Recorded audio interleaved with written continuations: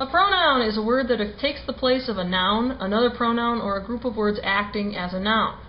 We can describe them 8 different ways: personal, possessive, reflexive, intensive, interrogative, relative, demonstrative, and indefinite. Let's talk about the first one. A personal pronoun refers to a specific person or thing and can be singular or plural. Let's look at an example. I went with you and them to the store. In this sentence, there is a first person pronoun, I. It refers to me, the speaker. There is a second person pronoun, you. It refers to you, the person listening. And there is a third person pronoun, them. It refers to other people who are not present in the conversation. A possessive pronoun indicates ownership or possession. A possessive pronoun is always followed by a noun. Let's look at an example. My badger has a big appetite. Here the word my is a possessive pronoun.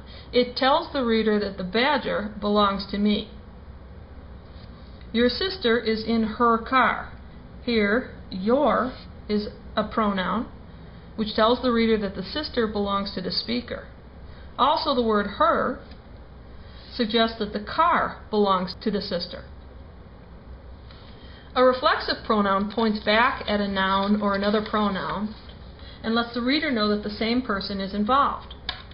The reflexive pronoun is always separated from its pair by the verb. Canute bought himself a sombrero. Himself is the reflexive pronoun and indicates the sombrero Canute bought was for Canute. It would be weird to say Canute bought Canute a sombrero unless there are 2 Canutes, which is unlikely. So we use the reflexive pronoun. Intensive pronouns look exactly like reflexive pronouns, except they add emphasis to the noun. Mitzi gave the award herself. Here, herself is the intensive pronoun. If we switch this word closer to Mitzi, we see how it emphasizes Mitzi, intensifies Mitzi. Mitzi herself gave the award. Both examples are intensive pronouns. An interrogative pronoun is used to form a question. There are only 5 in the whole language: who, whom, whose, what, and which. Let's look at an example. Which bat does Ryan Braun use?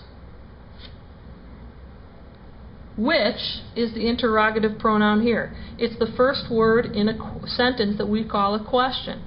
An interrogative sentence requires an interrogative pronoun. Who let the dogs out? Who indeed. Who is your interrogative pronoun? A relative pronoun is used to begin a group of words called a subordinate clause. We'll get into that a little bit later, but there are only 11 relative pronouns in the whole language. Who, whom, whose, whoever, whomever, which, whichever, that, what, whosoever, and whatever. Let's look at an example. Zena is the girl who sent the present. Here, Zena is the subject, is the verb, and the word who introduces another clause which describes Zena. This is called a relative pronoun. Here's another example.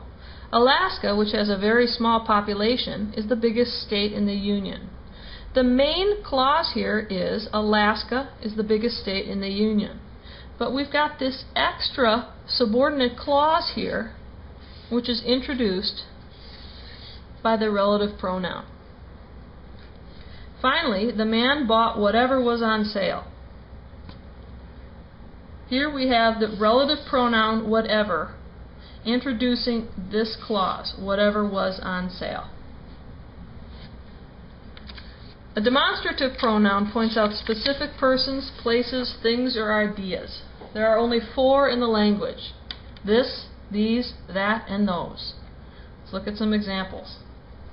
This is a very interesting story. Here's your demonstrative pronoun. If you see the word this, these, that, or those, it is always going to be a demonstrative pronoun. Those are the ugliest shoes I've ever seen. There's that demonstrative pronoun again.